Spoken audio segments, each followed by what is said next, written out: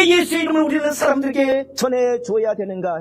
그 첫째는 예수의 이름은 구원하여 주시는 능력이 있기 때문에 우리는 그 예수의 이름을 다른 사람에게 전해줘야 된다는 사실입니다. 성경은 오늘 성경을 보시기 바랍니다. 오늘 은과 금은 없지만은 그러나 예수의 이름으로 일어나 걸으라는 말을 합니다.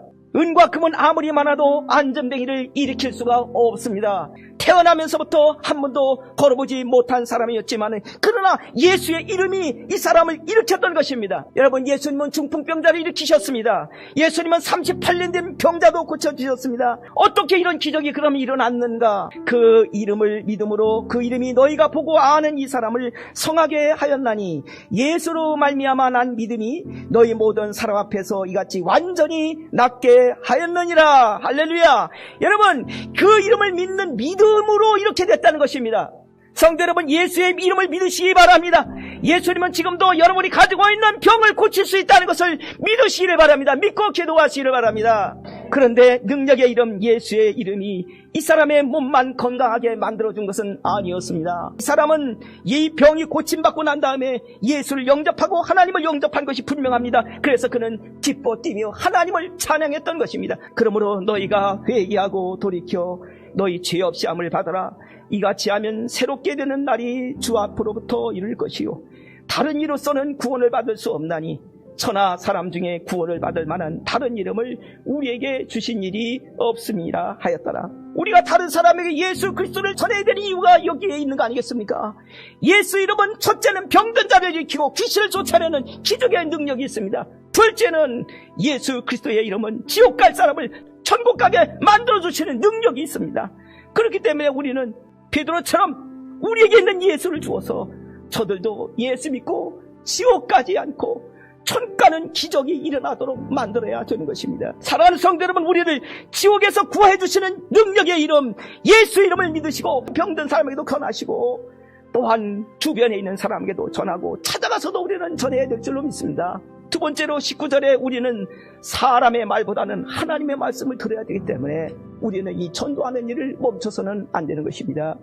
기적을 보고 몰려든 사람들에게 전도할 때 예수 믿는 사람들이 갑자기 환대를 하게 되자 예수님을 십자가에 못 박은 그들이 모두가 더 이상 예수 이름을 전하지 못하도록 하기 위하여 베드로와 요한을 체포해서 감옥에 가두어 버렸습니다. 공회원들은 비상소집을 하고 전날 옥에 가두어 놓았던 베드로와 요한을 끌어내가지고 그들을 신문하기 시작합니다.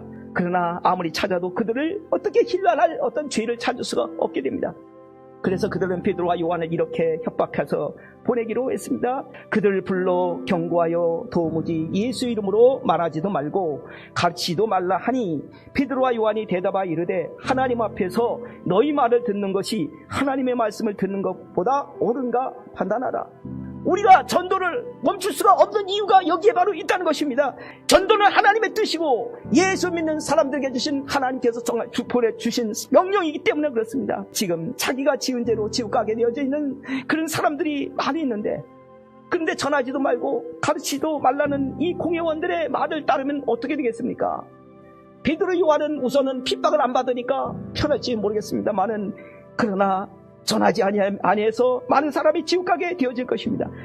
둘째는 전하라고 하는 하나님의 말씀을 거역하는 그런 일이 되어질 것입니다. 세 번째는 예수님이 하나님의 아들이신 것과 구원하여 주시는 분이신 것은 소설이 절대 아니고 그것은 사실이기 때문에 전도하는 일을 그만둬서는 안 된다는 것입니다.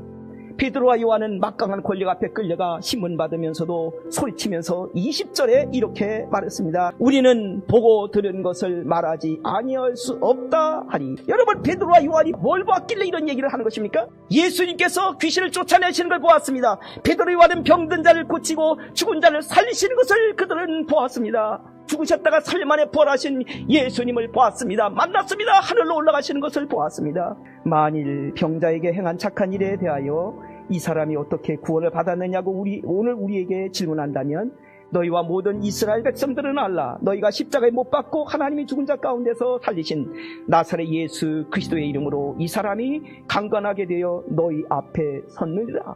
안진뱅이였던 이 사람이 일어나서 걷게 된 것이 사실이고 예수 믿어 구원받아 하나님을 찬양하게도 사실인데 어떻게 우리가 이 사실을 전하지 않을 수 있느냐 이 말입니다. 진짜이기 때문에 우리는 전해야 되는 줄로 믿으시기를 바랍니다. 베드로와 요한은 나가자마자 또 돌아다니면서 전도합니다. 매 맞아가면서도 전도합니다. 욕을 들으면서도 전도합니다. 감옥에 갇히면서도 전도합니다. 비난을 받으면서도 전도합니다. 성도 여러분, 그동안 우리는 코로나 때문에 전도를 멈추다시피 했습니다.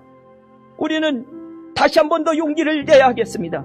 우리가 전도하는 것은 기적을 만들어내는 일입니다. 아니, 사실은 지옥 갈 사람이 천국 가는 사람이 되는 더 큰 기적을 일어나게 만드는 일입니다. 그러므로 우리도 골든타임이 지나가기 전에 우리는 전도를 멈춰서는 안 되는 줄로 믿습니다.